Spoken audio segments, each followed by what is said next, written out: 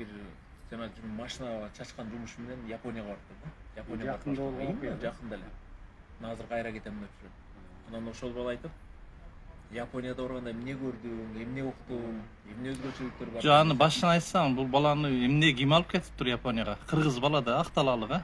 Биздин айылдык эле бир жаш балдар да, жаш кичинекей балдар. 18ден өткөн элечи. Анан буларды жана машиналарды чачып сатып атышпайбы бuyакачы. Анан ошолордун машинаны чачып келгенге эле жумуш ошол экен. Барат жана бузулган машиналарды чачып запчасын бияка жөнөтүп да. Ошол эле машина чачып берип иштегенге да. Анан баргандан кийинки бир өзгөчөлүгү некесе мен байке шаар өнүккөн жөнүндө эч нерсе айта албайм. Жокмуш. Бирок бир эле нерсеси өзгөчөлүгү жанагы экен дейт да. Биз баягы кыргыздар деп эле мынтип кабагыңды бүркөп ойлонуп туруп калсаң келип скорый салып кетет экен депчи. Скорый салып кетет экен. Анткени сен ооруп атат окшойт деп ойлошот экен дейт. Анткени аякта баары күлүп анан монтип ийилип учурашат экен. Анан скорый салып кетет экен да океан жээнде ошондой реабилитационный центрлер бар экен. Ошол центрге алып барып туруп анан ал жерден анан бүт тамактын түрүн коюп, оюн зоокторду уюштуруп берип, океандын жанынан нары бери жетелеп, анан көңүлүң ачылганын алып келип анан ошону айтып туруп анан айтып атпайбы? А биз Кыргызстанга келип түшсөк дейт, Бишкекке келип түшсөң, баары эле мончу өтөйт, бүт эле оору экенбиз биз дейт. Жөнөкөй бир айылдык жаш баланын анализин көрдүңүзбү? Анан ушун менен мен ал көрүп келди. бир ушу мотивация кыдырып жүргөндө дагы ушундай бир неме кылдык эле жанагындай. Чын эле терезеден карасаң адамдардын баары эле башын жерге салып эле кетип баратат да. Башын көтөрүп бараткан киши жок, башын жерге тиктеп эле. Анан тамашалап айттык эле, бияктан келет бүт ырыскынын баары. Жерде эчтеке жок, өйдө карып басалы депчи. Анан күнүнө адат кылгыла, жок дегенде эшикке чыкканда бир 10 мүнөт асманды карап алып анан иш кылгылачы деп. Анан ансыгандай бир нерсе Кыргызды өнүктүрүш үчүн мына ошол баладан мен бир нерсени көрдүм. Жөнөкөй айылдык карапайым кишинин баласы Японияга бир барып келип, бийик үйлөр, автобустар, роскош жөнүндө айткан жок. Мына адамдык сапат. Мына адамдын оңоло турган точкасын айтты. Ошонун точкасын айтты да. Анан ушул жерден бир ой да. Кыргызды оңдош үчүн мектеп салып берип, мечит салып берип, садик салып берип, алардын пособия төлөп бүт баарын акча коротпой эле 1 жылдык бюджетти алып туруп, толтура самолет жалдап туруп эле 5 миллион кыргызды жүктөп туруп, дүйнө жүзүн кыдырып келтирип көрдүңөрбү? Эми иштегиле десеңчи, бирөө мектеп салып, бирөө садик салып, бирөө мечит салып иштеп кеткен дейт. Тез эле оңолуп кетишкен дейт. Биз экскурсия кылдырып келип туруп эле элди таратып ийсек, мамлекетти деле ойлой эле элдер өздөрү эле жашап кеткен экен. Карасаңыз. Тиги бала кайра кетем деп атабы эми Японияга? Эми 6 айга келишим түзүп атабыз, эми 6 айга кетем. Ушундай. Бар машина союп турбу? Машина союп эле болгон жумушу ошол экен, эртеден кечке машина союп экен, бирок суббота воскресенье иштеген болбойт экен. Строгий салышат экен.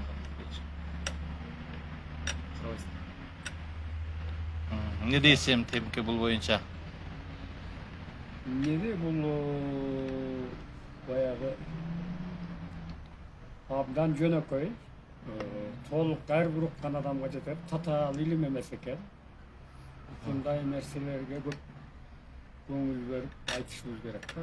Дааваттын да жакшы ушул экен, илимдин да жакшы ушул экен. Коом ичинде оору да? Ошол баланын түшүнүгүнө, жанагы карапайым баланын түшүнүгүнө алып карасак, биздин Кыргызстан ооруп атпайбыз да. Ооба, көптөн бери ооруп атат. Биздин адамдар ооруп атпайбыз да. Жерибиз дагы адамдарыбыз да ооруп аткан экен. Мына могу шаарда басып баратсаң, могу дуп бактардын баары ооруп аткандай эле, бизге ал бактар отражать этип көргөзүп берип атыптыр да, өзүбүздүн оорубузду бактар көргөзүп берип атыптыр да, табият. Көрсө табият ооруп атпаптыр да, биз ооруп атпайбыз. Кандай дейсиз? Адамдар биз ооруп атпайбыз. Мисыл баягы оюбуз оору да, мындай негатив да. Мисалы үчүн бир эле нерсенин бир көлөкө жагын гана көрүп калдык да, жаман жагын. Мисалы баягы Эйфель мунарасы жөнүндө притча бар го. Эйфель мунарасын куруп атканда бирөө келип сураптыр да, эмне кылтасың деп. жана ustalardan. Bir ayttılar şu can bagıtam şu turmuş kurusun deptir. Bir ayttılar, bir usta ayttılar bizde hem şu can bağış için şu yerde stroykada işlep atam dep. Daha bir usta gelip aytsa ayttılar. Biz Eyfel munarasını kurutabız depti. Şunday biriyle işti, biriyle hareketli, 3 adam 3 türlü görüp da. Şunday bolup da. Hazır bizde bilbeyim. Kılıç aytkanday asmanды karagan adam jok. Bütele жерди karap, ünküyüp, kaygırıp. Misalı men 2000 yılı Korokovan uyuna varganda mı uşundaydı var. Valeriya, Valeriya. akademik. Akademik. Soramdagı sabır degen termindi. Endi sabır degen biz ötüp kalgan da. Oo. Sabır kılıç kerek dep koyabız. Alına jagın izildebeybiz da. Ошол sabır degen sözdü terpeniye emес стойкость деп аташ керек. Arapça kандай olup kalat sabır. Sabır oşo arap dilinde de. Biz ошондон тикеле алганбыз sabır кылыш керек. Ol ар жагын изилдебейбиз да. Ал орусска sabır деген сөз өткөн эмес. Анан ошону баягы Курамда аябай sabır жөнүндө көп келет, баардык жанагы компоненттерин изилдеп караса бул стойкость. Туруктуу.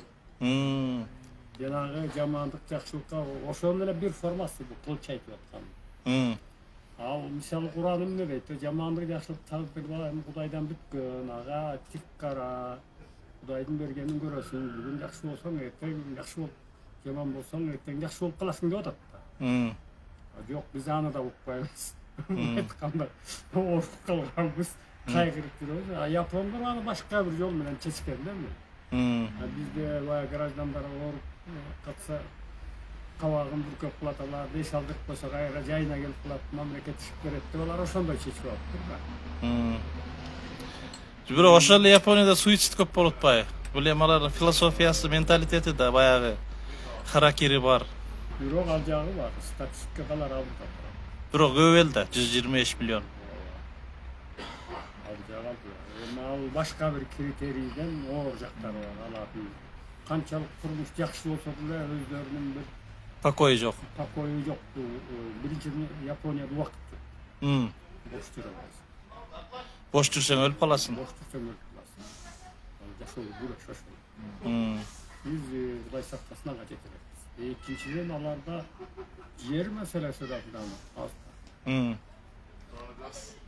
4 sotuk yer bolsa oşonun bir top proyektleri varken oşo 4 sotuk yerde kanç milyoner.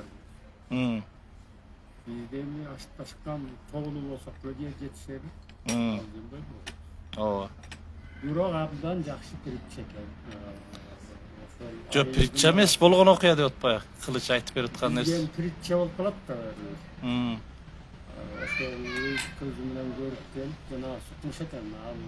Belki yomakta düşündü olmayan tek ya adam yaptı. Yoksa ayıldık adam boşonça taşırattı yani. Nemede hazır benim bir inilerim Finlandiyada işlep atat da. Anan Finlandiyada mına bizde hazır Koopsuz Şahar деген proyekt girdi go. Mına Kızıldan ötketseň misalı mendile 3000 so'm төлөйм, Райым Матрайым 3000 so'm төлөйт да. Аналардан да эмес экен Финляндияда. Состояниесине тапканына жараша, мисалы Райым миллион 5000 төлөйт экен, мен 500 so'm төлөйт экенмин. Ошондой келет экен штраф. Анан бир бала ооруп калды дейт. Финляндияда ооруп калып, врач коштоп, врач. Мына аэропортко чейин келип, аэропорттон түшүрүп, анан кетти дейт. Bir migranт, bir kırgız Finlandiyada ооруп калган экен. Bir врачты кошуп берди дейт. Анан немени кошуп бериптир. Дагы bir ошондой bir службасын кошуп берип, 2 адам коштоп келип, аэропорттон таштап кетти дейт. Вообще башка адамдар экен деп ошентип атышат да. Биз мына ушул миграция маселесинде Европа, Япония, Корея жака кетсек жакшы болот эле. Ошол жактан бир жакшы нерсени үйрөнүп. Анан бизде мынау ушу Россиянын алкагынан чыга албай эле ушу жүрөбүз да. Не дедиңиз? Петр Первыйдын саясаты керек болуп атат да.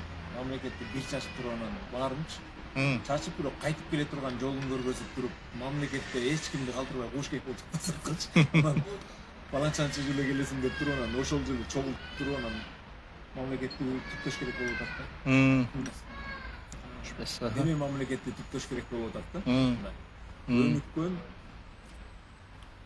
кандай десем, жаңы Жок, бизде мындай болуп атат да. бакты тиги Бизде барган адам айрыкча жаштар кайра келбей коюп атат да. Мисалы президенттин жана программасы эмне болду? 21-жылдын кадрлары деген эмне болду ошо? Окумуштуу. Баягы 30 жыл мурун Европага, Америка окуга кеткен балдар эмне болду? Ошо несиени алган адам жок. Эмне болду? Ким келди, ким кайтты? Бир окумуштуу айтты, Германияда 20 жаш иштеп келген, жакындыра келди. Баягы онкологбу? Жок, физик. Физик. Анан мен сурадым да, ал жактагы билим, бул жактагы билим. Мен бир жолу айтсам нааразы болушту. Биз билимге Сомалия менен аркада калдык. Дүйнөлүк Африкаданбы? Билим берүүгө жагы. Бул Африканын бир топ өлкөлөрүнөн аркада калдык. Анан кичилебаш керек. Анан бизде ушундай вуздар учуп бар экен. Биз мынча студент бизден бул жака кетип окуган. Турамыз деп. Алдык бул мамлекет бул жерде ошо несенин окуп, анан даяр кадрды ал жака жөнөтүп, ал келбейт кайра. Келбейт. Ал бизге минус дейт. Аны биз жетишкендик катары айтабыз, ал бизге жетишкен эмес, минус дейт. Германия эмелерде жанагы Гарвард университеттерде алар кандай кылат экен? Алар ошол дүйнөдөгү ар кайсы эмелерден эң күчтүүсүн тандап алып окуп, өздөрүнүн Рейтинг көтөрөт. Наоборот, бизде өз ошондой болуш керек экен. Ушул жерде окуп, ушул жерде билимди өстүрүп, технологияны. Бизде андай программа жок экен. Анан эми азыр мына сиздин сыйлаган өмүккө Текебаев баш болуп, Кыргызды мандикер болдук. Мына мен Кыргызстандан сага 4000 мандикер алып келип берем, 5000 мандикер алып келип берем. Тиги Акылбек Жапаров баш болуп мактанып атышпайбы? Биз Россияга, Кореяга мынча жумушчу жөнөтмөй болдук, Германияга мынча жумушчу жөнөтмөй болдук деп. Ал деген элиңи мандикер кылып бердим деген сөз да. Ооба. Ошого кандай карайсыз? Буга абдан начар карайм. Мисалы мен мындай карайм. Мен бир аз түз жүрө албайм да, мен диагонал менен жүрөм. Кыйгачынан. Атча секиресиз. Атча секирбейм, кыйгач жүрөм да. Ал кыйгач жүргөндө бардык жанагы тилкелер, квадраттар менен жолугушасың да.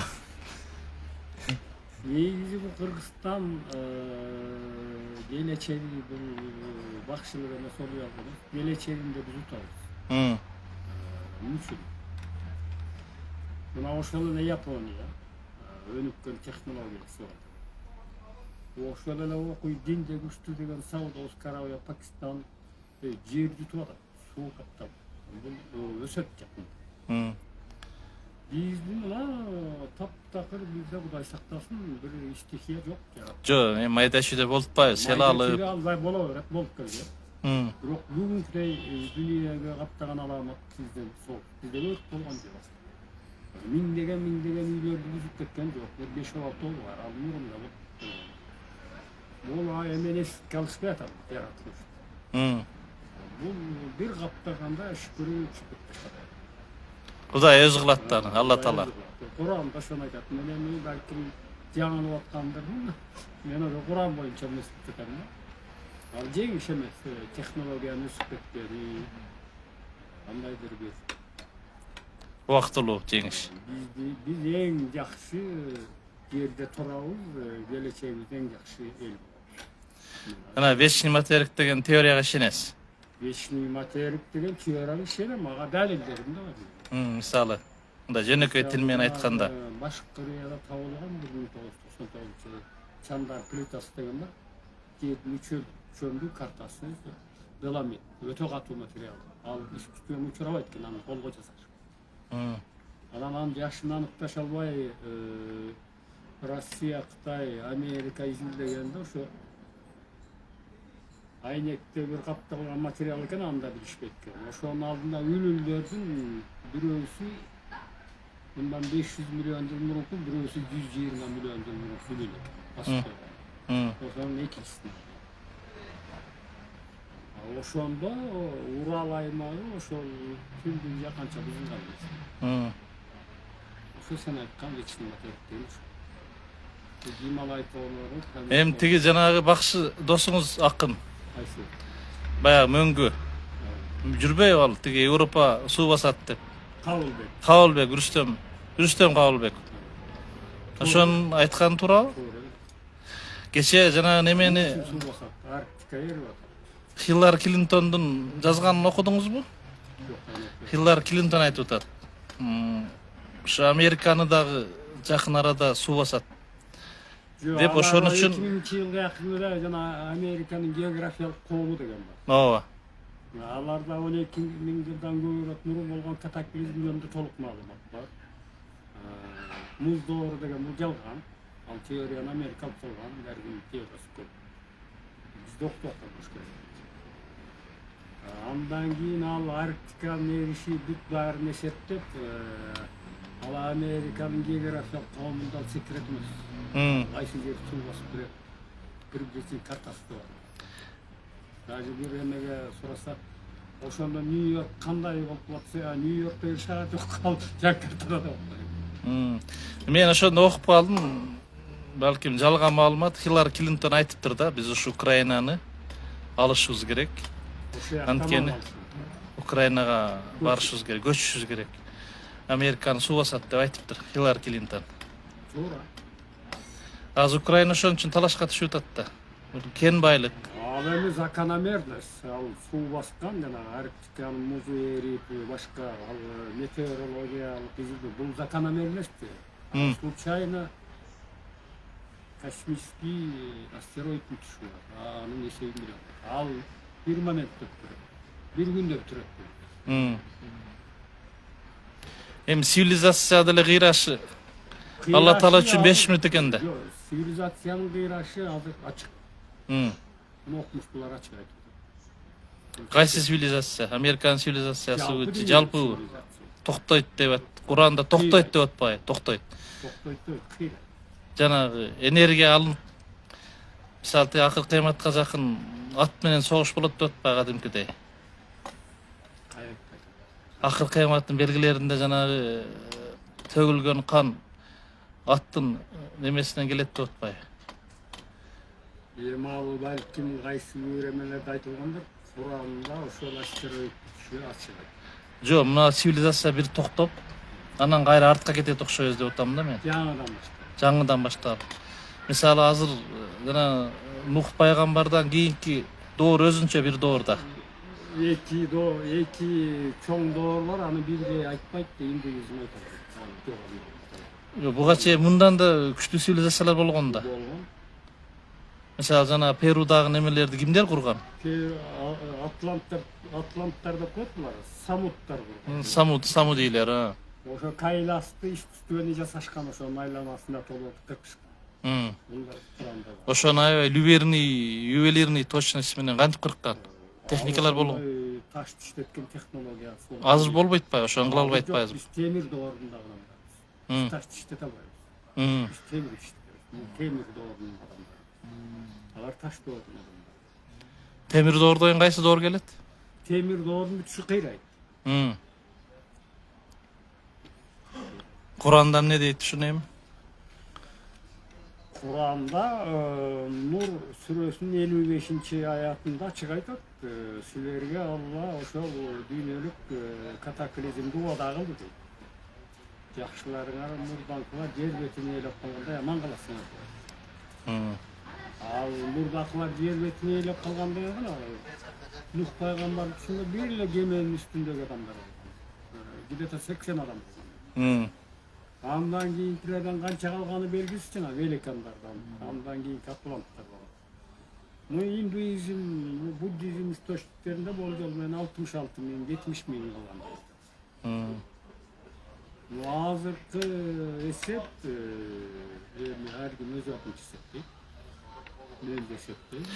Азыр мына элге түшүнүктүү кылалычы. Мына биз сиз менен 20 жыл мурун сүйлөшүп отурганда Siz aytkanсыз, интернет кирип атат, башка доор башталды деп. Чын эле ошо башка доор мына азыр ошол экөөбүз сүйлөшүп отурган убакта сотка жок болчу. 2003-жылдары. Мен сизге бир ооба. Эми мына азыр WhatsApp, мына видео вызов дегендер чыкты. Анан эми дагы эмнелер чыгат? Мен физик эмесмин, эмнелер чыгатын билбейм, Эми муну Андрей Сахаров жазган экен, 70-жылдардын экинчи жарымында эле ушул азыркы интернетти бүт дүйнө байланышат деп, чырмалышат деп Андрей Сахаров жазган экен. Глобализациянын эмелери көрүшөт. Азыр эмне техника чыкса, бул глобализацияга чатып атат. Аны сатыш керек. Азыр эми жана учуучу немелер көбөйдү. Дрондор.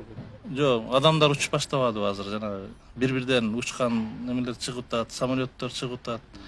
Жана учуп кеткен самолет машиналар чыгып кетип атат. Ушулар ушу көбөйөт окшойт деп атам мен. Көбөйөт го. Тынчтык улана берсе көбөйөт. Ана мына нефть кен байлыктары кандай? Алла Таала ушу түгөнөбү же кайра пайда боло береби? Мына биз азыр нефтти казганыбызга бир 100 жыл болду дейли. Түгөнөбү? Башка булагына төйүп. Же азыр мына нефть казып атабыз, ошо жердин асты көгүндөй болуп баратабы же кайра орду толуп атабы? Суу куят. Ордон суу куюп коебу нефть казгандан